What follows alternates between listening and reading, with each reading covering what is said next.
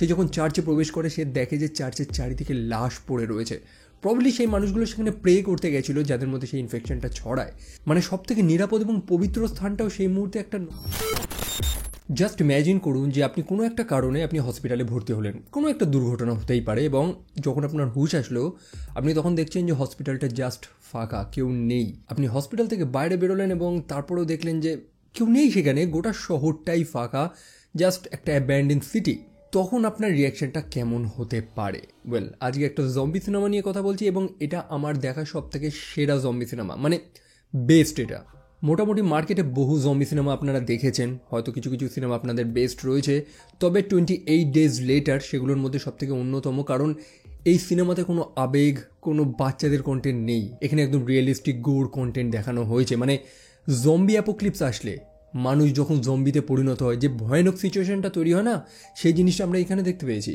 এখন দেখুন, জম্বি ভাইরাসের মেন প্রসেসটা সব গল্পে সেমই, যে মানুষেরা কিছু একটা এক্সপেরিমেন্ট করতে গিয়ে ভুল করেছে বা কিছু একটা হয়েছে। তো এখানেও সেম জিনিস হচ্ছিল, মানুষেরা চিম্প্যাঞ্জি মানে শিম্পাঞ্জিদের উপরে কিছু এক্সপেরিমেন্ট করছিল, আর যার কারণে সেই শিম্পাঞ্জিগুলো ছিল, মানে ইনফেক্টেড ছিল, এবং কিছু অ্যানিমেল অ্যাক্টিভিস্ট হয় না, মানে পশুপ্রেমী, তারা গিয়ে সেই শিম্পাঞ্জিগুলোকে ছাড়িয়ে দেয়, এবং যার মধ্যে একটা ইনফেক্টেড শিম্পাঞ্জি ছিল সে একটা মানুষকে কামড় দেয়, আর সেখান থেকে ভাইরাসটা মানুষদের মধ্যে মধ্যে ছড়ায়। এখানে মানুষদের যে রোগটা ছড়াচ্ছে সেটাকে রেজ ভাইরাস বলা হয়েছে। রেজ ভাইরাস অর্থাৎ মানুষদের মধ্যে একটা ক্রোধ, রাগ তৈরি হয়েছে। মানুষরা জাস্ট তাদের রাগটাকে কন্ট্রোল করতে পারছে না, সে তার মানসিক স্থিতিটা হারিয়ে ফেলছে, নিজের উপর থেকে কন্ট্রোলটা হারিয়ে ফেলছে, এবং অন্য মানুষকে একেবারে ছিঁড়ে বুড়ে খাচ্ছে, মানে তাকে শেষ করে দিচ্ছে। এবং জম্বিদের সেই ইনফেকশনের প্রসেসটাও সেম, মানে একজনের কামড় থেকে আরেকজনের মধ্যে ছড়াচ্ছে। তো এই হচ্ছে মেন গল্প। একজনের থেকে ছড়িয়েছে, গোটা শহরে ছড়িয়ে গেছে, এবং গোটা শহরকে ইভ্যাকুয়েট করা হয়েছে। মানে গোটা শহরে আর কোনো মানুষ নেই, প্রত্যেককে সরিয়ে দেওয়া হয়েছে, বা হয়তো তারা বেঁচে নেই। আর এখানে জিম নামক একটা ছেলের গল্পটা শুরু হয়, যে হসপিটালে ভর্তি ছিল, মানে তার একটা কার অ্যাক্সিডেন্ট হয়েছিল, একটা ডেলিভারি বয় হসপিটাল থেকে বেরিয়ে এসে দেখে যে সব খালি, শহর ফাঁকা, সব কিছু পরিত্যক্ত। জিমের তখন একটাই উপায় যে চারিদিকে রাস্তাঘাটে যা খাবার টাবার পড়ে রয়েছে সেগুলো কুড়িয়ে কাড়িয়ে খাওয়া। আর কী করবে, সে কীভাবে সার্ভাইভ করবে? এবং এই পার্টিকুলার সিনটা জাস্ট মন কেড়ে নিয়েছে আমার সিনেমাতে। মানে আমি একটা জম্বি সিনেমাতে যে জিনিসটা দেখতে চাই, যে ভয়ানক সিচুয়েশনটা দেখতে চাই, যে প্রেক্ষাপটটা দেখতে চাই, এই সিনেমাটা আপনাকে সেটাই অফার করে। স্থানটা ছিল লন্ডন, এবং অত বড় শহর পুরো খালি, চারিদিকে নোংরা পড়ে রয়েছে, গাড়ি পড়ে রয়েছে। সে একটা ছেলে কমপ্লিটলি কনফিউজ, সে হেঁটে বেড়াচ্ছে যে কি হয়েছে এই শহরে। তবে আসল সমস্যাটা সে তখনই বুঝতে পারে যখন সে একটা চার্চে প্রবেশ করে। মোটামুটি চার্চ, টেম্পল, মস্ক, এগুলো হচ্ছে পবিত্র স্থান, এগুলো হচ্ছে নিরাপদ স্থান, মানে মানুষ সেখানে সেফ। বাট এই সিনেমাটা এত হরিফিকভাবে জিনিসটাকে তুলে ধরেছে না, এই প্রেক্ষাপটটা। সে যখন চার্চে প্রবেশ করে সে দেখে যে চার্চের চারিদিকে লাশ পড়ে রয়েছে। প্রবলি সেই মানুষগুলো সেখানে প্রে করতে গেছিলো যাদের মধ্যে সেই ইনফেকশনটা ছড়ায়। চার্চের যে ফাদার, সে নিজেও জম্বিতে পরিণত হয়েছে। মানে সব থেকে নিরাপদ এবং পবিত্র স্থানটাও সেই মুহূর্তে একটা নরকীয় স্থানে পরিণত হয়েছে, এবং যেটা বুঝিয়ে দেয় যে স্বয়ং ঈশ্বর তাদেরকে অ্যাব্যান্ডেন করে দিয়েছে, তাদেরকে ছেড়ে দিয়েছে, বা মানবতার উপর থেকে সম্পূর্ণ ভরসা ছেড়ে দিয়েছে সে। সো আমাদের জিম সে তো সার্ভাইভ করছে, এবং তার সাথে আরও দুজন সার্ভাইভারের সাক্ষাৎ হয়। একজন হচ্ছে সেলেনা এবং আরেকজন হচ্ছে মার্ক, যাদেরকে জিম রিকোয়েস্ট করে যে সে একটু নিজের বাড়িতে যেতে চায়। মানে অবভিয়াসলি জিম যে এতদিন হসপিটালে কাটিয়ে এসছে, এখন বাইরে এসে এই দৃশ্য দেখছে, তার প্রথম চিন্তা কাকে নিয়ে আসবে? তার প্যারেন্টস, তার পিতামাতা, যারা অলরেডি সুসাইড করে নিয়েছে। বাই দ্য ওয়ে, সেই দুই সার্ভাইভারের মধ্যে একজন, যার নাম হচ্ছে মার্ক, সে ইনফেক্টেড হয়ে পড়ে। যেমনটা জানেন যে ধীরে ধীরে মানুষদের মধ্যে জম্বির যে সিমটমসগুলো হয় সেগুলো মানে আসতে থাকে, সে রেগে যায়, আচরণগুলো চেঞ্জ হয়ে যায়। সো সেই মার্কের বন্ধু অর্থাৎ সেলেনা, সে তার নিজেরই বন্ধুকে কুপিয়ে কুপিয়ে হত্যা করে, বিকজ সে জানে যে তার বন্ধু আর তার বন্ধু না। যেমনটা বললাম, এই সিনেমাটা আপনাকে জিনিসগুলো অফার করে, তবে এখানেই শেষ না, এরপরে আরও কিছু কন্টেন্ট আসছে। মানে আপনি জাস্ট বুঝবেন যে সব কিছুর উপর থেকে যখন কন্ট্রোল চলে যায়, মানে দেখার কেউ নেই, আইন নেই, সেখানে কি কি হতে পারে। যাই হোক, গোটা শহর তো পরিত্যক্ত, তারই মধ্যে একটা উঁচু বিল্ডিংয়ের মাঝে আলো জ্বলছিল, আলোটা টিপটিপ করছিল, যেন কেউ একটা সিগন্যাল দিচ্ছিল। মানে মনে হচ্ছিল যেন সেখানে কেউ একজন রয়েছে সার্ভাইভার। সো আমাদের জিম এবং বাকি লোকেরা সেখানে গিয়ে পৌঁছায়, এবং অবভিয়াসলি সেখানে দুইজন সার্ভাইভার ছিল, ফ্র্যাঙ্ক এবং তার মেয়ে হ্যানা।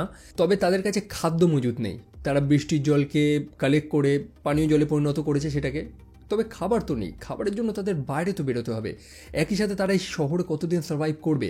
আর সেই মুহূর্তে তারা একটা আশার আলো দেখতে পায়। তারা রেডিওতে একটা ফ্রিকোয়েন্সি খুঁজে পায় যেখান থেকে দাবি করা হচ্ছে যে সেখানে মানুষদের আশ্রয় দেওয়া হচ্ছে, বা সেখানে সাহায্য তারা পেতে পারে। এখন তাদের সেখানে যাওয়ার জন্য একটা বড় জার্নি করতে হবে। তো তারা জার্নি করে, সেখানে গিয়ে পৌঁছায়। সব কিছু তো ঠিক ছিল, তবে সেই ছোটো মেয়েটার যে পিতা ছিল, যার নাম ছিল ফ্র্যাঙ্ক, সে একটা ছোট কাককে তাড়ানোর চেষ্টা করে এবং সেই কাকটা একটা জম্বি মৃতদেহকে খাচ্ছিল এবং সেই মৃতদেহের রক্তটা ফ্র্যাঙ্কের চোখে এসে পড়ে। সেই মুহূর্তে ফ্র্যাঙ্কের আচরণটা চেঞ্জ হয়ে যায়। সবচেয়ে বড় কথা হচ্ছে সে নিজের মেয়েকে এতদিন ধরে প্রোটেক্ট করেছে, সে এখন নিজের মেয়েকে সেখান থেকে চলে যেতে বলছে এবং তার মেয়ে বুঝতে পারছে না যে কেন। বাট ততক্ষণ ফ্র্যাঙ্ক ধীরে ধীরে চেঞ্জ হয়ে গেছে এবং সেখানে কিছু সৈন্যরা ছিল যারা ফ্র্যাঙ্ককে হত্যা করে ফেলে। তবে এখানেও শেষ হয়নি। মানে আপনি হয়তো ভাবছেন যে সৈন্যরা এখন চলে এসেছে, এখন হয়তো সব কিছু সেফ, বাট নো, আসল ভয়ানক সিচুয়েশানটা এখন তৈরি হয়। মানে যারা জম্বিদের থেকেও বেশি খতরনাক। দেখুন, এই ভাইরাসের তো কোনো কিউর নেই। এই সৈন্যরা অপেক্ষা করছে যে এই জম্বিগুলো কতদিন না খেতে পেয়ে মারা যাবে। মানে আলটিমেটলি জম্বিদেরও তো খাওয়ার কিছু প্রয়োজন, তারা তো জাস্ট পার্মানেন্টলি এরকম জ্যান্ত থাকতে পারে না। তবে এই অপেক্ষাটা করার জন্য তো আপনার ধৈর্য প্রয়োজন, একটা মানসিক বল প্রয়োজন। সেই সৈন্যরা এতদিন ধরে সেখানে রয়েছে, তারা জাস্ট মানবতার উপর থেকে আশা হারিয়ে ফেলেছে।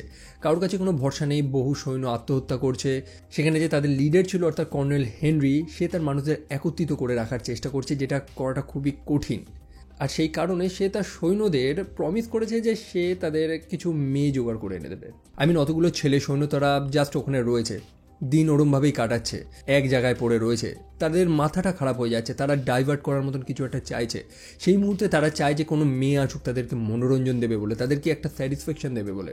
এবং সেই কর্নেল হেনরি সেই দুটো মেয়ে অর্থাৎ ছোট মেয়েটা যার নাম হচ্ছে হ্যানা এবং সেলেনা নামক যে মেয়েটা ছিল তাকে সে তাদের সৈন্যদের হাতে তুলে দেয়। বাট এভরিথিংস ফাইন, জিম সময় মতন এসে সবাইকে হত্যা করে ফেলে এবং সেই কর্নেল যে হেনরি ছিল তাকেও হত্যা করে ফেলে। বাট এই সিনেমাতে যেমনটা বললাম, পুরো র কন্টেন্ট, পুরো র প্রেক্ষাপটটা দেখানো হয়েছে। আপনি বহু জম্বি সিনেমাতে দেখতে পারবেন যে আর্মিদের সাথে যুদ্ধ হচ্ছে, মিসাইল পড়ছে, শহর ধ্বংস হয়ে যাচ্ছে। আর একটা সিনেমা আছে বহু মানুষের পছন্দ, সেটা হচ্ছে ট্রেন টু বুসান, যেটার সব কিছু ঠিক করে এন্ডিংটা আমার কাছে পুরো বেকার মনে হয়েছে। একটা পিতা হাসতে হাসতে নিজের বলিদান দিচ্ছে তার মেয়েটা যাতে জম্বিতে পরিণত না হয় বা তার মেয়েটাকে বাঁচানোর জন্য। অনেকের কাছে সেই সিনটা খুব আবেগী মনে হয়েছে, বাট আমার কাছে খুব আনরিয়েলিস্টিক মনে হয়েছে। কারণ একটা মানুষ যখন স্বাভাবিক অবস্থা থেকে একটা জম্বিতে পরিণত হয় না, মানে তার মধ্যে যে ট্রান্সফরমেশনটা হয়, যে কষ্টটা সে পায়, যে ভয়ানক সিচুয়েশনটা সেখানে তৈরি হয় না, সেটা সেখানে দেখানো হয়নি। একটা মানুষ যখন জম্বিতে পরিণত হচ্ছে, এখানে আবেগের কোনো জায়গা নেই। আর এরকমই ছোটোখাটো প্রত্যেকটা জিনিস মিলিয়ে এই সিনেমাটাকে আমার কাছে একটা মাস্টারপিসে পরিণত করেছে। মানে মার্কেটে বহু জম্বি সিনেমা পাবেন, বাট এতটা রিয়েলিস্টিক, এতটা হরিফিক সিনেমা আপনি পাবেন না। কারণ গোটা সিনেমা তো একটা কালার টোন ইউজ করা হয়েছে, খুব অন্ধকার, খুব ওয়ার্মি টাইপ, মানে যেটা আপনাকে ফিল দিচ্ছে যে কোনো কিছু ভালো হবে না, যেটাই হবে এখন সব কিছু খারাপ, কিছু ডার্ক, কিছু ভয়ানক কিছু হবে। এই সিনেমাটার একটা সিকুয়েলও বেরিয়েছিল যেটার নাম হচ্ছে 28 উইকস লেটার। তবে আজকে এই সিনেমাটা নিয়ে আমি আলোচনা করছি কারণ এই সিনেমাটার আর একটা নতুন সিকুয়েল অ্যানাউন্স হয়েছে যেটার নাম হচ্ছে 28 ইয়ার্স লেটার। সম্ভবত সেম ডাইরেক্টর রয়েছে, ড্যানি বয়েল, আর আমি সেটার জন্য খুবই এক্সাইটেড। সচরাচর জম্বি সিনেমা এরকম হয় না, এরকম হরিফিক মিউজিক এই সিনেমাতে তেমন কিছু নেই। আমি তো বললামই তো, হাইফাই ভিএফএক্স নেই, তেমন কিছু নেই। বাট এই সিনেমাটা আপনাকে সেই জিনিসটা অফার করে যেটা অরিজিনালি ঘটে থাকে। ইদানিং জম্বিরা তো পুরো জোকার হয়ে গেছে, জম্বি দেখলে মানুষের ভয় আসে না। তবে এই সিনেমাটা আমি বহুবার দেখেছি। এটা আজকের সিনেমা না, বহু পুরনো সিনেমা। আমি যখন স্কুলে পড়তাম তখন এই সিনেমাটা দেখেছিলাম। লিটারেলি এই সিনেমাটা আমাকে কাঁপিয়ে দিয়েছিল এবং আমিও চাই যে সেই সেম থ্রিলটা, সেই সেম ফিলটা আপনারাও ফিল করুন। দেখুন ডেফিনেটলি সিনেমাটা। সো এটুকুনি বলার ছিল। আমি অর্ণব বিদায় নিচ্ছি আজকের ভিডিও থেকে। দেখা হচ্ছে আপনাদের সাথে পরের আর একটা ভিডিওতে। Take care and bye by.